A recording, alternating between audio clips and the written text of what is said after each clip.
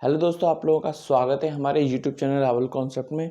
जैसा कि आप सभी लोगों को पता चल चुका होगा कि अभी कुछ दिनों बाद हमारी टीजीटी पीजीटी की वैकेंसी आने वाली हैं। तो उन वैकेंसियों को जो आने वाली हैं उनको ध्यान में रखते हुए हमने पीजीटी हिस्ट्री की क्लास स्टार्ट करने जा रहे हैं free of cost. History PGT की क्लास स्टार्ट करेंगे क्योंकि इसकी जो जो स्टूडेंट होते हैं मोस्टली आर्ट्स से जो करते हैं, और या फिर ये कहूँ कि पीजीटी में जो डालते हैं उनमें सबसे ज़्यादा संख्या पॉलिटी या पीजी हिस्ट्री वाले स्टूडेंट्स की होती है। तो मेरा सब्जेक्ट हिस्ट्री, मेरी अच्छी कमांड है, तो मैं हिस्ट्री को आपको पढ़ाऊँगा।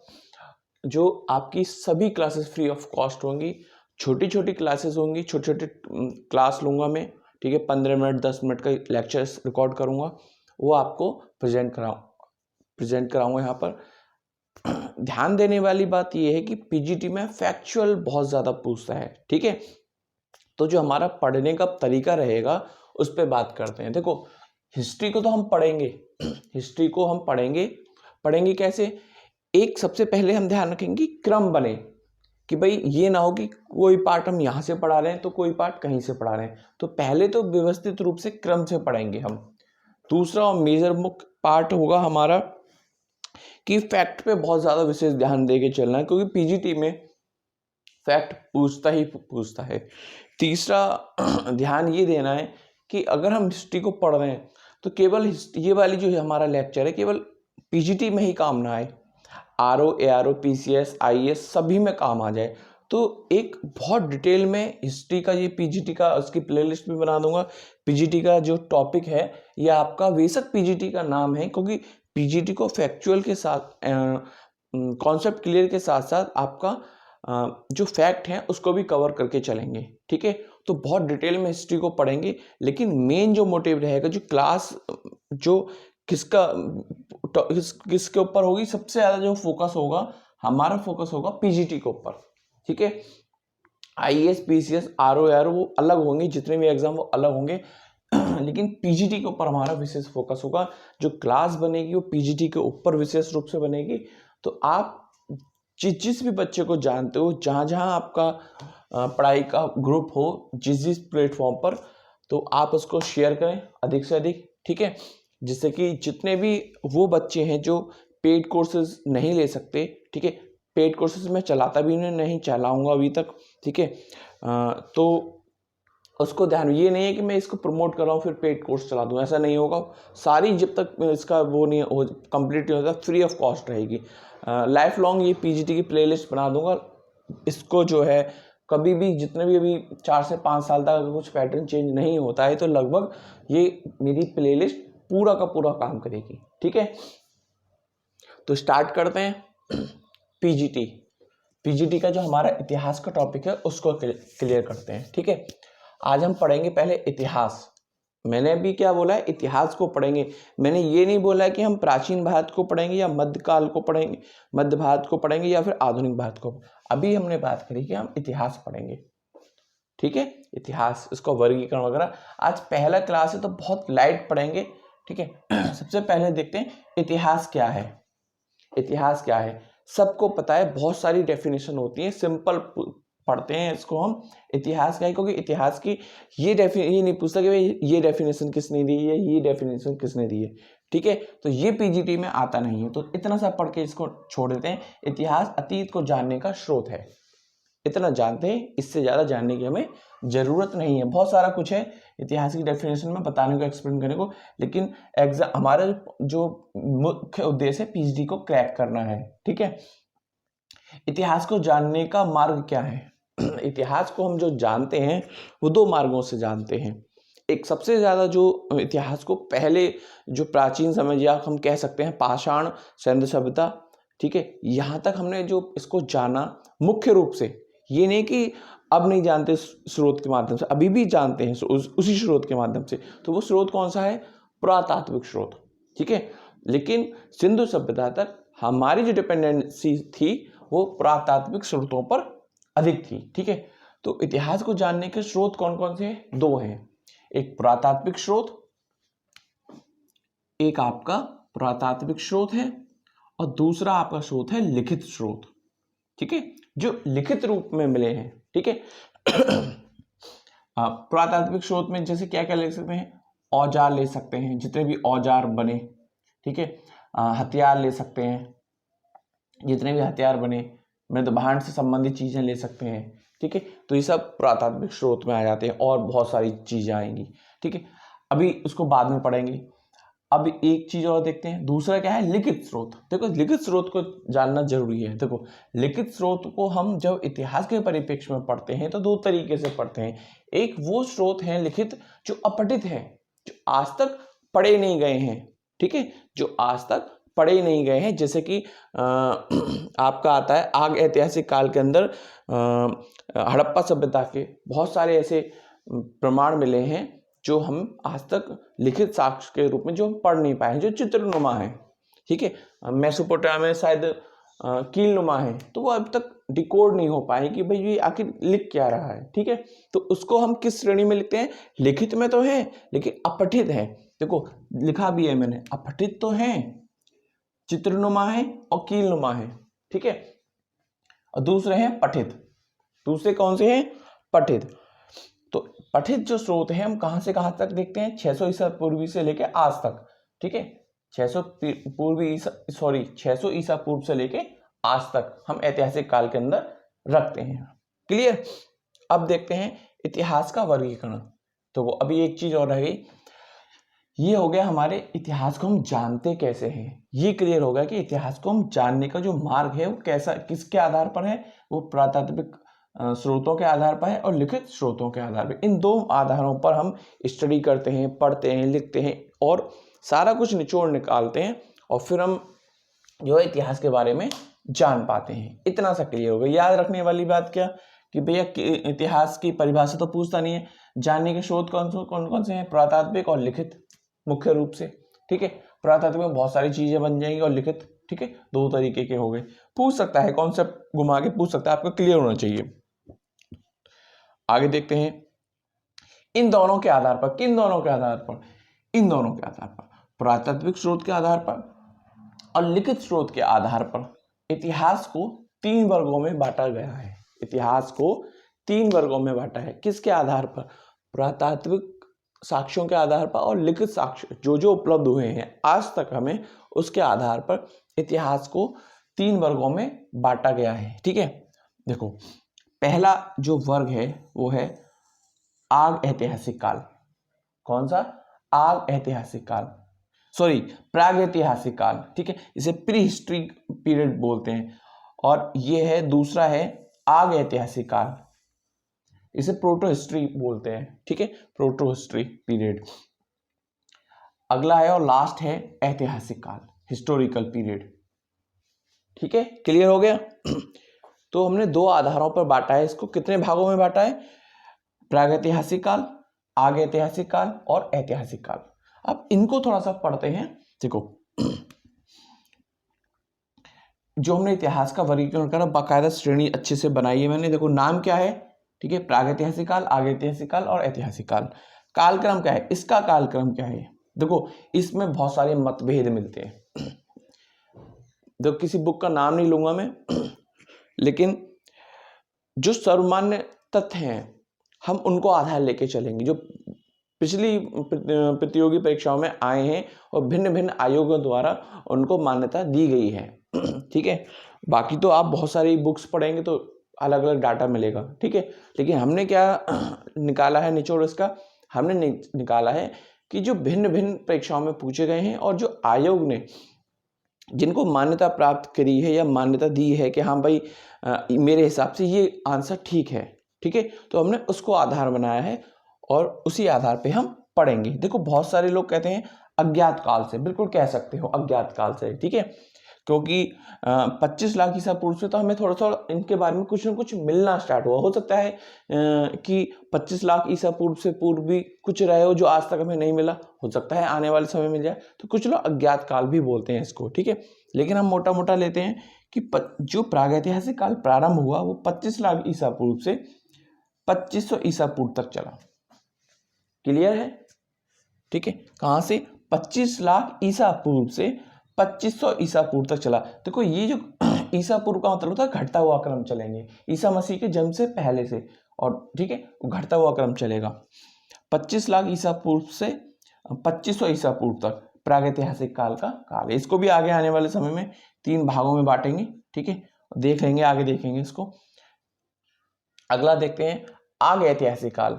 आग ऐतिहासिक काल, इसका कालक्रम है 2500 ईसा पूर्व से 600 ईसा पूर्व तक, ठीक है, 2500 ईसा पूर्व से 600 ईसा पूर्व तक। इसको देखते हैं ऐतिहासिक काल 600 ईसा पूर्व से 15 अगस्त 1947 तक, मतलब आज तक। जो आज तक 15 अगस्त 1947 इसलिए लिखा है, बहुत सारे लोग जब तैयारी करते हैं जो पीजीटी के हिसाब से, तो 65 को भी पढ़ लेते हैं 1965 तक का, ठीक है, हम भी पढ़ेंगे, लेकिन अभी मैंने 15 अगस्त 1947 तक ही लिखा है, जो कि ऐतिहासिक काल को अधिकतर विद्वान या आयोग मान्यता देता है, ठीक है। अब इसको हम पढ़ लेते हैं। देखो, प्रागैतिहासिक काल का हमने कालक्रम पढ़ लिया, डाटा याद होना चाहिए। अब जब हम इस काल की स्टडी करते हैं तो किस आधार पर करते हैं, कौन कौन से आधार, जो हमने 2 मार्ग बताए हैं, कौन कौन से मार्ग हमें मिले हैं इसकी स्टडी करने के लिए। तो देखो, मार्ग या माध्यम कह सकते हैं। तो देखो, हमें पुरातात्विक साक्ष्य तो भरपूर मात्रा में इसके विषय में बताते हैं, इसके विषय में हमें भरपूर जानकारी देते हैं। क्यों देते हैं? क्योंकि वही मिले हैं, लिखित साक्ष्य में मिला ही नहीं है, लिखित साक्ष्य में नहीं मिला। इस काल के विषय में हम जो भी स्टडी करते हैं, दोबारा बता रहा हूं, इस काल के विषय में हम जो भी स्टडी करते हैं वो केवल और केवल पुरातात्विक साक्ष्यों के आधार पर ही करते हैं। क्यों करते हैं? क्योंकि जब हमें लिखित साक्ष्य मिले ही नहीं तो हम लिखित साक्ष्य के आधार पर पढ़ाई कैसे कर सकते हैं। क्लियर? तो इतना हो गया कि प्रागैतिहासिक काल को हम किसके माध्यम से पढ़ते हैं? पुरातात्विक साक्ष्यों के माध्यम से पढ़ते हैं। और वो जितना भी पाषाण काल है, जितना, या फिर ये कह सकते हैं जितना भी पाषाण काल है वो प्रागैतिहासिक काल के अंदर आता है, ठीक है। हाँ, आगे देखते हैं आग ऐतिहासिक काल। आग ऐतिहासिक काल का कालक्रम हमने पढ़ लिया। जैसे कि कुछ विद्वान 3500 ईसा पूर्व, मैंने इसलिए लिखा दिया था क्योंकि इसके अंदर 2 आग ऐतिहासिक काल के अंदर हम उन कालों, उन सब्जेक्ट्स को रखते हैं या उस समय को रखते हैं जिसके अंदर हड़प्पा सभ्यता और वैदिक सभ्यता आती है। क्लियर? जिसके अंदर हड़प्पा सभ्यता या वैदिक सभ्यता आती है। तो इसका जो कालक्रम प्रारंभ हुआ, इसके कालक्रम के प्रारंभ से और इसके कालक्रम के अंत तक का जो कालक्रम है उसको हम पूरे का पूरे इसमें जोड़ के लिख देते हैं। जैसे कि मोटे मोटे रूप में अगर हम इसके फ्लो में, इसके क्रम में चलें तो देखो ऐसे ले लेते। भाई ये तो होता नहीं कि भैया 1920 खत्म 1921 स्टार्ट, ठीक है, लेकिन इसके बीच ये वाला नहीं है एग्जाम्पल, किसी और एग्जाम्पल से समझते हैं। तो ये एग्जाम्पल फिट नहीं बैठेगा, दूसरा एग्जाम्पल लेते हैं।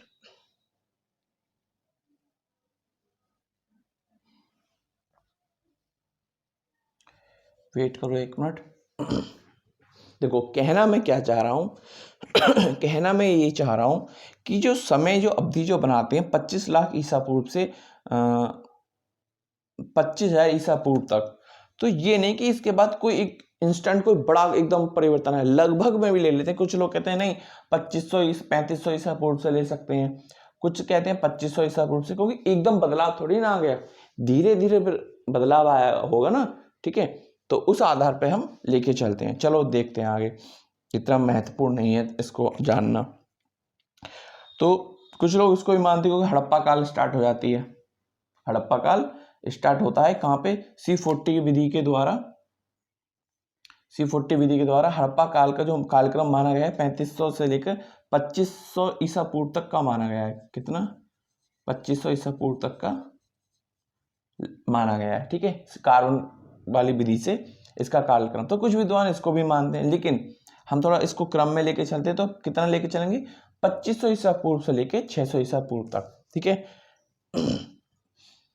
अब देखो इसमें कौन कौन सी हमें पुरातात्विक साक्ष्य भी तो मिलते ही, आज तक मिलते हैं। सभी जितने भी करेंगे सब में पुरातात्विक साक्ष्य मिलते ही मिलते हैं, ठीक है। देखो, पुरातात्विक तो हमें मिले ही मिले, राइट का चिन्ह है। इसमें लिखित साक्ष्य भी मिले हमें, ठीक है, लिखित साक्ष्य मिले। देखो, मैंने यहाँ पे इस लिखित साक्ष्य को 2 भागों में बांटा है, पठित और अपठित, ठीक है।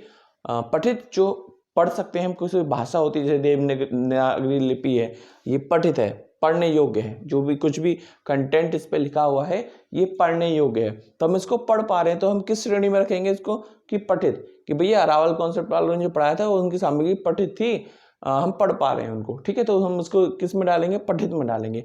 अपठित, अभी मैं कुछ भी बना दूं, है ना, मुझे मालूम है कि मैंने इसको कुछ कोड दे दूं, मैं मान के चलो मैं ए को ये कोड दे दूं, ठीक है, बी को ये कोड दे दूं, तो ये मेरा कोड है, मेरे को समझ में आता है, चित्रात्मक है, चित्रात्मक है, चिन्हात्मक है, ठीक है, तो ये मैं समझ पा रहा हूं, ठीक है, क्योंकि मैंने, अब भाई उन लोगों से तो जाके हम मिल नहीं सकते, टाइम ट्रेवल कोई मशीन टाइप तो है नहीं जो कि जाके भाई उनसे मिलने और पूछे भैया ये तुमने जो बनाया इसका मीनिंग क्या है, ठीक है, तो अभी तक अपठित है ये, ठीक है, उनको पता था, उनके साथ ही राज चला गया, वो अलग बात है। अब क्या है